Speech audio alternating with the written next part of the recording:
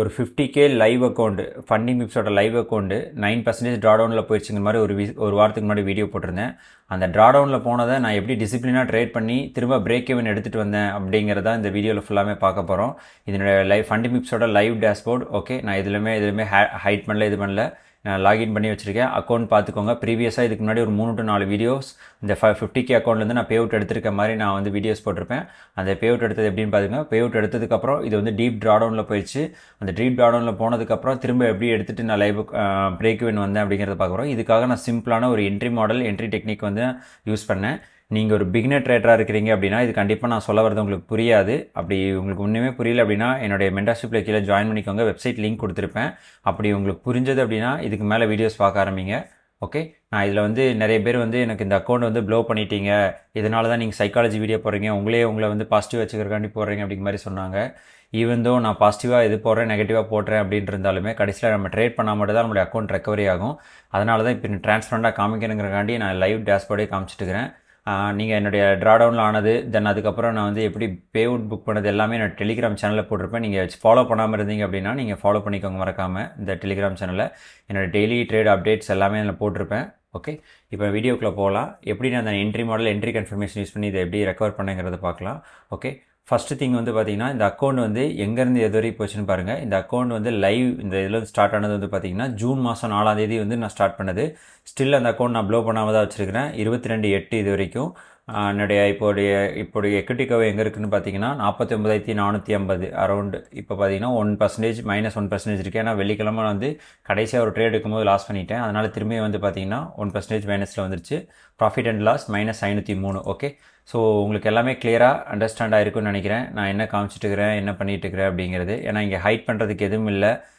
என்னுடைய YouTube journey start பண்ணதுலேருந்து நான் எல்லாமே முடிஞ்ச அளவுக்கு ட்ரான்ஸ்பரண்ட்டாக தான் காமிச்சிட்ருக்கிறேன். ரியலான ட்ரேடிங் ஜேர்னி எப்படி இருக்குன்னு தான் காமிச்சிட்ருக்கேன்.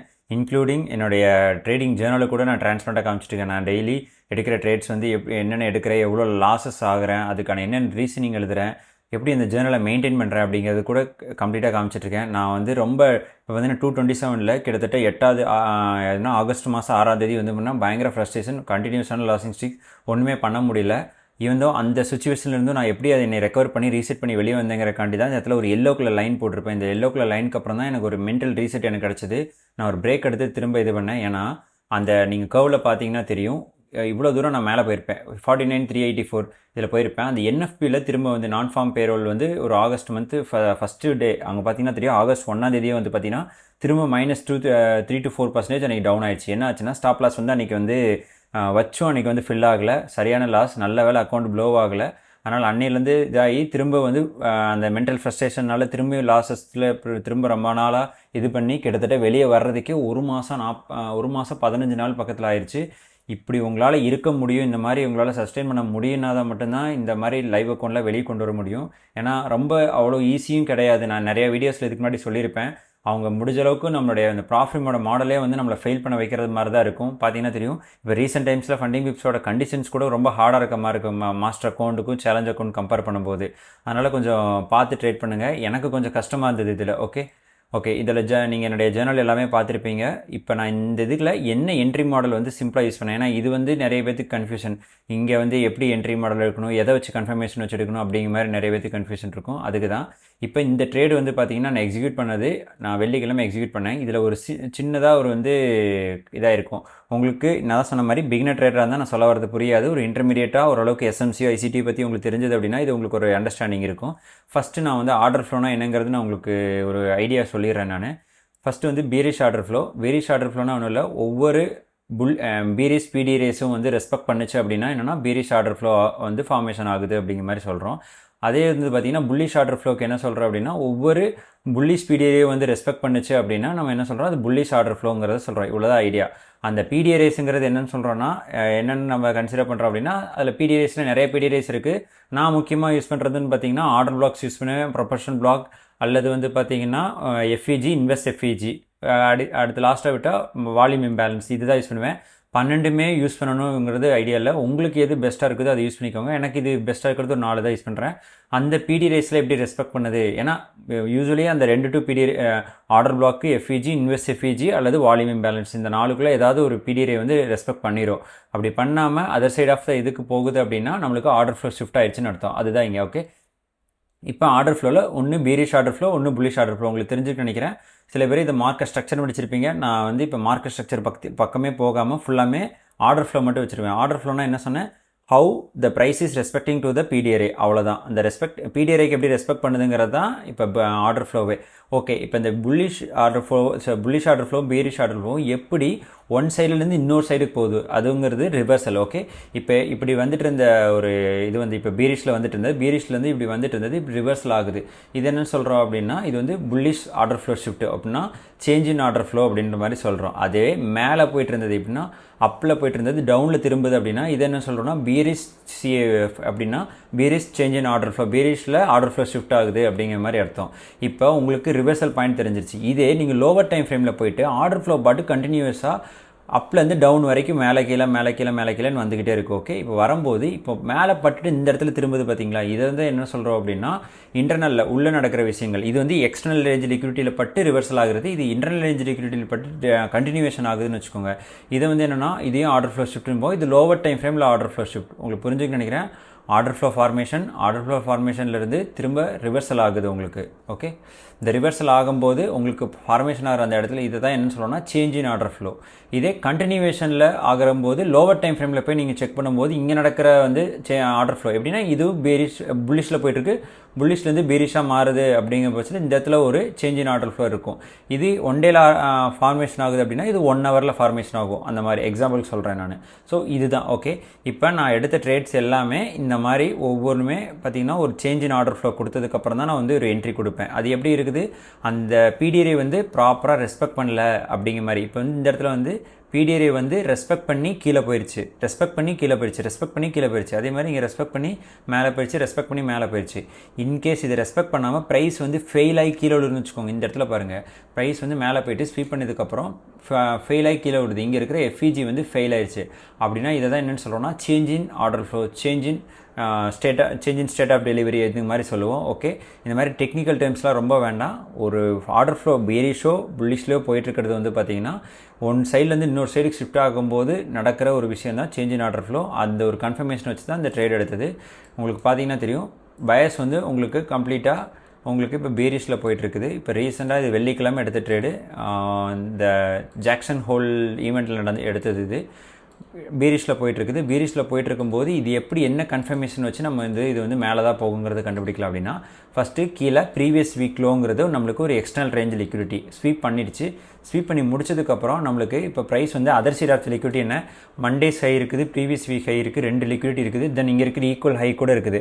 ஸோ எக்கச்சக்க லோ ரெசிஸ்டன்ஸ் லிக்விடிட்டி மேலே இருக்குது. அப்படின்னா என்னென்னா ப்ரைஸ் வந்து சீக்கிரமாக மேலே போகுங்கிறது நம்மளுக்கு ஒரு ஐடியா இருக்குது.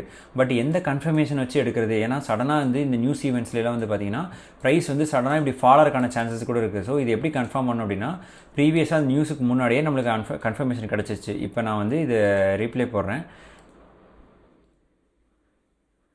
இதில் பார்த்தீங்க அப்படின்னா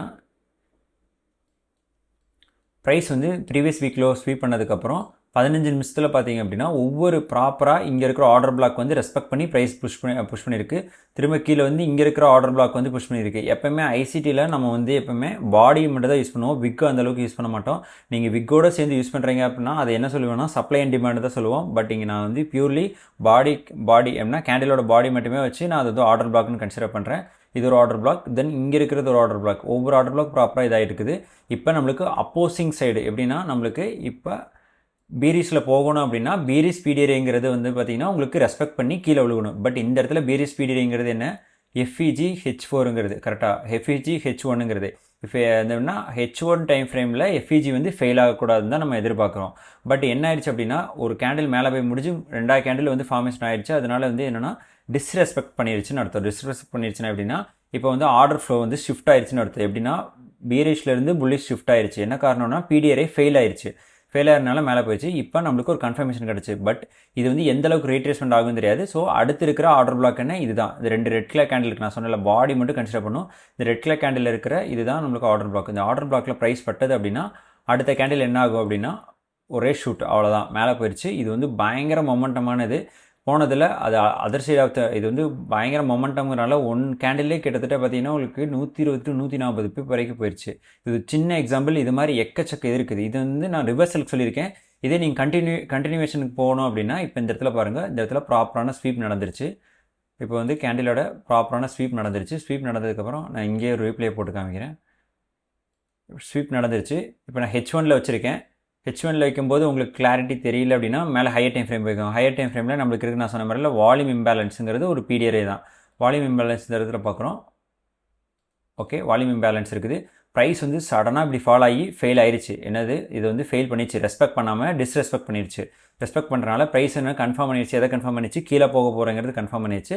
ஸோ அடுத்து வர்றது வந்து என்னன்னா ஒவ்வொன்றா இப்படி கீழே போக ஆரம்பிச்சிருச்சு. ஓகே, இது உங்களுக்கு வந்து ப்ராப்பராக தெரியல அப்படின்னா 1 ஹவர் டைம் ஃப்ரேமில் போயிட்டு நீங்கள் வந்து இங்கே இருக்கிற எஃப்இஜி இப்போ எப்படின்னா இங்கே இருக்கிற எஃப்இஜியோ இங்கே இருக்க ஆர்டர் பிளாக்கோ செக் பண்ணலாம். இது ஒரு ஆர்டர் பிளாக் ரைட்டா.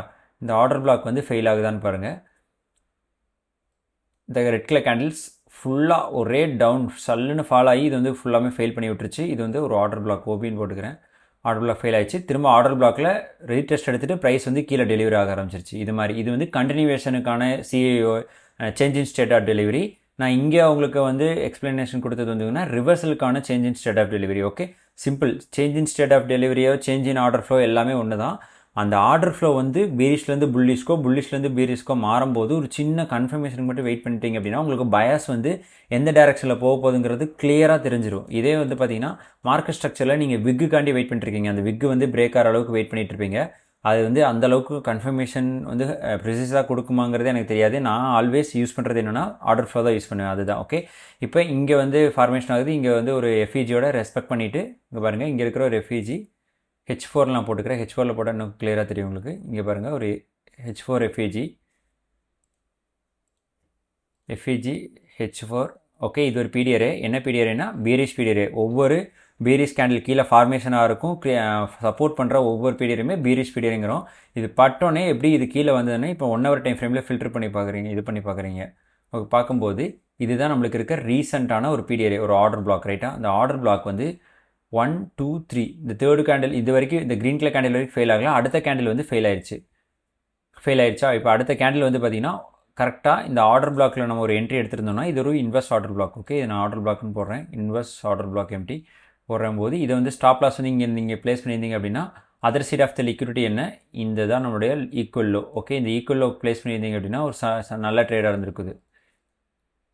ஸோ இப்படி தான் வந்து ஒவ்வொரு ஆர்டர் ஃப்ளோவும் கன்ஃபர்மேஷன் எப்படின்னா சின்ன ஒரு change in state of delivery. இதை வந்து கன்ஃபர்மேஷன் வர அளவுக்கு மட்டும் பொறுமை இருந்தனா போதும். அதுக்கப்புறம் டேரக்ஷன் நம்மளுக்கு கண்டுபிடிச்சிடலாம்.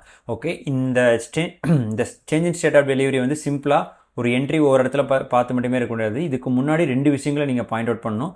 ஒன்று வந்து லிக்விடிட்டி எங்கே இருக்குன்னு தெரியணும். லிக்விடிட்டி எங்கே இருக்குன்னு தெரியாமல் நம்மளால் வந்து மார்க்கெட் எந்த பக்கம் பயஸ் வந்து ஃபார்மேஷன் ஆகுனே தெரிய முடியாது. ரெண்டாவது லிக்விடிட்டி கண்டுபிடிச்ச போது நரேஷன் எப்படிங்கிறது தெரியணும். எந்த செஷனில் நகரப்போகுது எந்த டேயில் நகரப்போகுதுன்னு தெரிஞ்சால் மட்டும்தான் நம்மளுக்கு இந்த மாதிரி மொமெண்டம் கிடைக்கும். இல்லை நீங்கள் போய் எல்லா ட்ரேடு இப்போனா ஏசியா செஷன்லேயோ அல்லது வந்து பார்த்திங்கன்னா நகராத மண்டே மார்க்கெட்லேயோ அல்லது வந்து சில டைம் வந்து நியூஸே இருக்காது. டியூஸ்டே டைமில் டியூஸ்டேலே வெனஸ்டேலே இல்லாத சமயத்தில் போய் என்ட்ரு ஆகிறீங்க அப்படின்னா கண்டிஷன்ஸ் படி அந்த இடத்துல மூவே ஆகாது. நரேஷன் பில்ட் பண்ணாது. ஓகே, இந்த மாதிரி உங்களுக்கு வந்து கன்ஃபியூஷன் இல்லாமல் ஸ்டெப் பை ஸ்டெப் இப்போ ப்ராசஸ் ஃபாலோ பண்ணும். கண்டிஷன்ஸ் கரெக்டாக இருக்குது, லிக்விடிட்டி எனக்கு கரெக்டாக தெரிஞ்சிருச்சு, பயஸ் தெரிஞ்சிருச்சு, நரேட்டிவ் நான் ஃபார்ம் பண்ணிட்டேன். இப்போ ஒரு என்ட்ரி மாடல் மட்டும் இப்போ போட்டேன் அப்படின்னா ப்ரைஸ் பாட்டுக்கு ஆட்டோமேட்டிக்காக எங்கே போகணுமோ போய் சேர்ந்துடும். இப்படி தான் நான் ஒவ்வொன்றுத்துமே நான் வந்து கன்ஃபர்மேஷன் எடுத்து இந்த ட்ரேடு வந்து இந்த அக்கௌண்ட் வந்து ரெக்கவர் பண்ணது.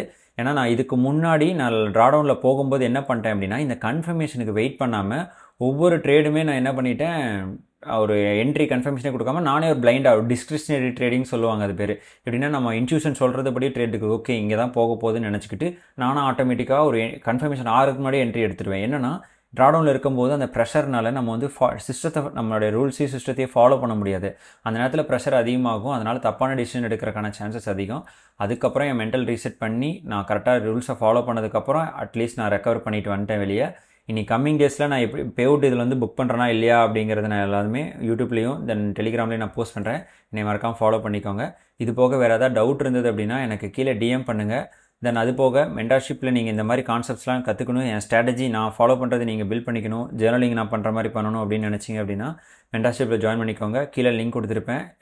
இது போக ஃபியூச்சரில் வர அந்த லைவ் ஸ்ட்ரீமில் இதிலெல்லாம் வந்து பார்த்திங்கன்னா உங்களோட டவுட்ஸை கேட்டு நீங்கள் கிளியர் பண்ணிக்கலாம். யூடியூப் லைவ் ஸ்ட்ரீம் நான் கண்டக்ட் பண்ணிருக்கேன். வீக்லி ஒன்ஸ் நான் வந்து வீக்கெண்டில் கனெக்ட் பண்ணிருக்கேன். அதில் நீங்கள் வந்து ஜாயின் பண்ணிக்கோங்க. இதோட வீடியோ எண்ட் பண்ணிக்கிறேன். தேங்க்யூ.